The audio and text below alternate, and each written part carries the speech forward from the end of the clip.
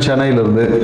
So இப்போ இன்றைக்கி பார்த்தீங்கன்னு வச்சுக்கோங்க, இந்த மாதம் வந்து இந்த டிசம்பர் மாத பலன்கள் எப்படி இருக்குன்னு நம்ம பார்க்க போகிறோம். ஏன்னா டிசம்பர் மாதம் என்ன கிரக நிகழ்வுகள்லாம் பார்த்தீங்கன்னு வச்சுக்கிங்கன்னா, இந்த மாத தொடக்கத்திலே பார்த்தீங்கன்னா நம்ம இந்த கார்த்திகை தீபம் என்ற திருவிழாவோட தான் நம்ம இந்த மாதத்தையே தொடங்குறோம். ஏன்னா 2ஆம் தேதி பார்த்தீங்கன்னா அந்த கார்த்திகை தீபத்தை வந்து நம்ம கொண்டாட இருக்கோம். ஸோ மேலும் பார்த்தீங்கன்னு வச்சுக்கோங்க, இந்த காலகட்டம் பார்த்தீங்கன்னா கடந்த மாதத்துலலாம் கடந்த ஒரு 6 மாதமாக சனி வந்து வக்ரமாக இருந்தார்.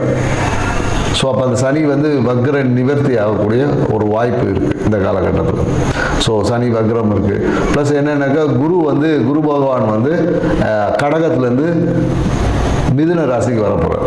ஸோ இந்த மாதிரியான நிறைய கிரக மாற்றங்கள், கிரகத்தோடைய தன்மைகளுடைய மாற்றங்கள் இந்த மாதத்தில் இருக்கிறதுனால இந்த டிசம்பர் மாத பலன்கள் வந்து நிறைய பேருக்கு ஏதோ ஒரு விதத்தில் ஒரு மாற்றத்தை கொடுக்கக்கூடிய ஒரு மாதமாக இந்த மாதம் அமைய போகிறது. ஸோ அதுதான் வந்து என்னென்னாக்கா அதுதான் இந்த மாதத்துடைய ஒரு நிறைய சிறப்பு அம்சங்கள். அதுக்கப்புறம் பார்த்தீங்கன்னா மார்கழி மாதம் பார்த்தீங்கன்னா நிறைய விரதங்கள்லாம் இருப்பாங்க.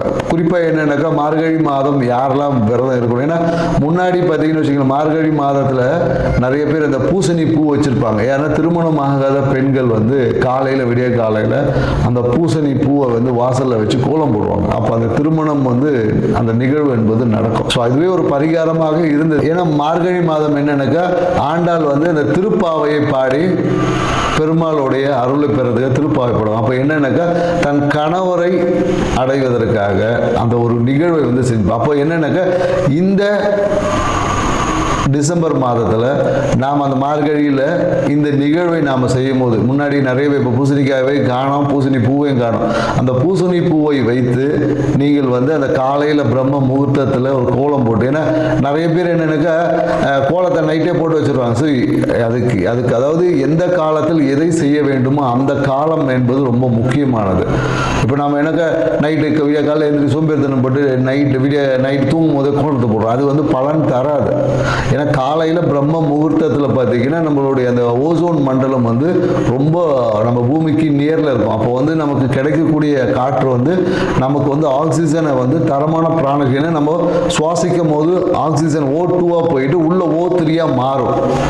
புரியுதுங்களா? இந்த ஒரு நிகழ்வு நடக்கும். அப்போ இந்த O3 வந்து அதிகமாக அந்த காலகட்டத்தில் நமக்கு கிடைக்கும் அப்படின்ற ஒரு அறிவியல் தன்மையே இதில் இருக்குது. அதனால தான் மார்கழி மாதம் நிறைய சிறப்புகளோடு. அப்போ திருமணம் தள்ளி போகக்கூடிய நிறைய பெண்கள் இந்த காலகட்டத்தில் நீங்கள் அந்த பூசணி பூவை வச்சு அந்த சாணி மேலே பூசணி பூ வச்சு கோலம் போட்டு நீங்கள் வரும்போது உங்கள் வாழ்க்கையில் அந்த திருமணத்திற்கான அந்த ஒரு தன்மை வந்து உங்ககிட்ட மேலோங்கும்.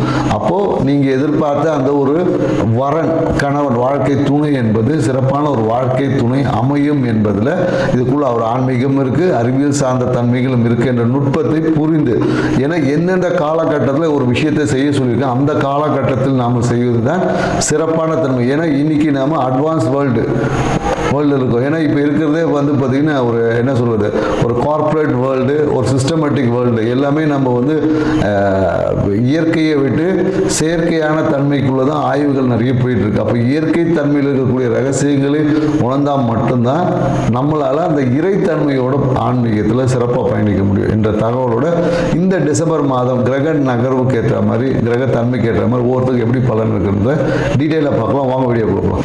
மேஷ ராசிக்காரங்களுக்கு இந்த டிசம்பர் மாத பலன் எப்படி இருக்குன்னு தான் நம்ம பார்க்க போகிறோம். ஏன்னா பார்த்தீங்கன்னா இவ்வளோ நாள் எடுத்த, அதாவது என்னென்னா நிறைய முயற்சிகள் எடுத்திருப்பாங்க. குறிப்பாக என்னென்னா வெளிநாடு சார்ந்த முயற்சி, அதில் வந்து ஏதாவது ஒரு தடைகள் வந்திருக்கும். ஸோ படிப்புக்காக எடுத்த முயற்சியில் பார்த்தீங்கன்னா சில பேருக்கு தடைகள் வந்திருக்கும். ஸோ நிறைய பார்த்தீங்கன்னா ஏதோ ஒரு விதத்தில் தடைகளை தாமதங்களையும் சந்தித்திருப்பாங்க. அதனால் மனசில் பார்த்தீங்கன்னா ஒரு சிறிய, ஏன்னா 5ல் கேது பகவான் இருக்கிறதுனால மனசில் ஒரு விரக்தி இருந்திருக்கும். என்னடா இதை நம்ம எல்லாம் பண்ணுறோம், எங்கேயோ ஒரு இடத்துல அந்த ஃபைனல் மூமெண்ட்டில் ஒரு தடைகள் வருகிறது அப்படின்ற மாதிரியான ஒரு எண்ணங்கள் எல்லாமே மேலும். ஸோ அந்த விஷயங்கள் எல்லாமே இப்போ மாறக்கூடிய விஷயமா இருக்குது. ஏன்னா இந்த காலகட்டத்தில் என்னன்னா திடீர் நிகழ்வுகள் வந்து நிறைய நடக்கும். அதாவது எதிர்பாராத நிகழ்வு சொல்லுவோம் இல்லையா, அதனால என்னன்னாக்கா எதுவுமே இப்போ பிளான் பண்ண முடியாத ஒரு சூழல், எதையுமே பிளான் பண்ணி செய்ய முடியாது. நீங்கள் பிளான் பண்ணாத நிறைய விஷயங்கள் நடக்கும். பிளான் பண்ண நிறைய விஷயங்களை சொதப்படுறதுக்கும் வாய்ப்பு இருக்குது. ஸோ அதனால் என்னன்னாக்கா இந்த காலகட்டத்தில் எதையும் எதிர்கொள்ளக்கூடிய ஒரு ஆற்றலை நம்ம வளர்த்துக்கணும். ஸோ அதனால் என்னன்னாக்கா மனம் பதட்டம் அடையாமல் கூலாக உங்களோட ஆன்மீகம், உங்கள் குலதெய்வத்தின் மேலே உங்கள் எண்ணத்தை செலுத்தணும்னு வச்சுங்க. உங்களுக்கு வர வேண்டிய நன்மைகளை கிராப் பண்ணுவது, அதாவது நன்மைகளை ஈர்க்கக்கூடிய தன்மை இருக்குது. அதே போல் உங்களுக்கு வரக்கூடிய கெட்ட விஷயங்களை அதை நன்மையாக்க மாற்றக்கூடிய ஒரு ஆற்றலும் இந்த காலகட்டத்தில் உங்களுக்கு அதிகமாக போகுது. ஏன்னா உங்களுக்கு பார்த்தீங்கன்னா ராசி அதிபதி செவ்வாய் பகவான் போய் 8ல் போய் சஞ்சரிக்காரு. ஸோ இப்போ இந்த காலகட்டம் என்னன்னாக்கா அரசு சார்ந்த விஷயத்தில் வந்து அந்த அளவுக்கு ஒரு சப்போர்ட்டாக இருக்காது. ஸோ அரசில் பார்த்தீங்கன்னா ஏதோ கவர்மெண்ட் சார்ந்த விஷயத்தில் ஒரு டிலே நடக்கும், ஒரு தாமத போக்கு, இந்த மாதிரியான நிகழ்வு எல்லாமே இந்த காலகட்டத்தில் உங்களுக்கு நடக்க தயாராக இருக்குது. ஸோ இந்த காலகட்டம் எல்லாமே என்னன்னா டிசம்பர் 15க்கு அப்புறம் பார்த்தீங்கன்னா எல்லாமே மாறிடும். அதே எந்த கவர்மெண்ட் உங்களுக்கு தடை பண்ணிச்சோ அதே கவர்மெண்ட் உங்களை வெல்கம் பண்ணக்கூடிய ஒரு காலகட்டம் தான் இந்த காலகட்டமாக இருக்குது. ஸோ அதனால் இந்த காலகட்டத்தில் மிகுந்த மேஷராசிக்காரங்கள் வந்து ஒரு சூப்பரான ஒரு காலகட்டம், ஆனால் ரொம்ப எச்சரிக்கையான ஒரு காலகட்டம். ஏன்னா குறிப்பாக இந்த காலகட்டத்தில் மேஷராசிக்காரங்க அந்த நீர்நிலைக்குன்னு சொல்லக்கூடிய அந்த கிணறு பக்கம்லாம் போகக்கூடாது. கிணத்துல போகிறது, ஸ்விம்மிங் பூலில் குளிக்கிறது, இந்த ஏரி குளம் இந்த மாதிரியான போகும்போது ரொம்ப கவனமாக போகணும். அந்த இடத்துல போகும்போது ஏதாவது ஒரு சிறிய விபத்துகளை சந்திக்கக்கூடிய சில வாய்ப்புகள் இருக்குது இந்த காலகட்டத்தில். ஸோ அதனால் மேஷராசிக்காரர்கள் நான் போய் கிணத்துல நீச்சல் கற்றுக்கிறேன், ஏரியில் போய் நான் மூங்கி மூச்சை பிடிச்சிட்டு உட்காந்துருக்கேன், இந்த மாதிரி எதையும் இந்த வீர விளையாட்டுகளிலேயும் செய்யக்கூடாது என்ப ஒரு கவனத்தை நீங்கள் வச்சுக்கணும். அதே போல் என்னென்னாக்கா இந்த காலகட்டத்தில் மனம் என்பது ஏதோ ஒரு அழுத்தத்திலே இருக்கும். என்னடா இது, ஏதோ ஒரு விஷயங்கள் நிறைய பேர் என்னென்னாக்கா அந்த மன அழுத்தம் சட்ட சிக்கல்களில் போய் சிக்கக்கூடிய வாய்ப்பு இருக்குது. தேவையில்லாமல் எவனோ செய்த விஷயத்துக்காக போலீஸ் ஸ்டேஷன் ஏறுவாங்க. ஏன்னா குறிப்பாக இந்த காலங்களில் என்னென்னாக்கா அந்த காதல் சொல்லக்கூடிய விஷயம் இருக்கு இல்லையா, காதல் பிரச்சனைனால நிறைய பேர் இந்த போலீஸ் ஸ்டேஷன் வரையும் பெரிய பஞ்சாயத்து போலீஸ் ஸ்டேஷன் ஏறக்கூடிய வாய்ப்புகள் இருக்குது. இல்லைன்னா நிறைய பேர் என்னக்கா அந்த காதலில் பிரச்சனையாயிடும், காதல் தோல்வி இந்த மாதிரியான விஷயங்கள் எல்லாமே. ஏற்கனவே மேஷராசிக்கார கேது வந்தோடனே காதல் தோல்வி இருக்கும், அப்படியே முளைச்ச ஏதாவது ஒரு காதல் வந்து இந்த காலகட்டத்தில் ஏதாவது ஒரு இடத்துல சொதப்பிடும் அப்படின்றதா இருக்குது. ஆனால் படிப்பு சார்ந்த விஷயத்தில் பார்த்தீங்கன்னா மேஷராசிக்காரர் இந்த காலகட்டத்தில் படிக்கக்கூடிய அந்த எடுத்த முயற்சிகள் கண்டிப்பாக இந்த காலத்தில் ஜெயிக்கும். ஏன்னா படிப்புக்காக ஒரு கடன் வாங்கக்கூடிய சூழல் ஏற்பட்டுக்குள்ளே அந்த கடன் என்பது எஜுகேஷன் லோனு இந்த மாதிரியான விஷயங்கள் வந்து இந்த காலகட்டத்தில் உங்களுக்கு கிடைக்கும். ஸோ படிப்பில் பார்த்தீங்கன்னா சிறிய வந்து ஒரு எப்படி சொல்ற ஒரு கவன படிக்கக்கூடிய மாணவர்களுக்கு சிறிய படிப்பில் ஒரு கவன சிதறல் இருக்கு. ஏன்னா எங்கேயாவது வெளியே சுற்றலாமா, ஏதாவது ஒரு விஷயங்களை போகிறது, கட்டடிச்சு சினிமா போகிறது, இந்த மாதிரியான விஷயங்கள் எல்லாம் நிறைய மேஷராசிக்காரர் இந்த காலகட்டத்தில் தாராளமாக போனாங்க. சிவரேரி குறிச்சி சினிமா பார்க்க போகிறதெல்லாம் அதெல்லாம் பண்ணக்கூடிய வாய்ப்புகள் காலேஜில் படிக்கக்கூடியவங்களுக்கு கண்டிப்பாக இருக்குது. ஸோ அதனால் காலங்கள் இருக்குது, அதை நாம் எப்படி சரியாக பயன்படுத்துகிறோன்ற விஷயம் தான் இருக்குது.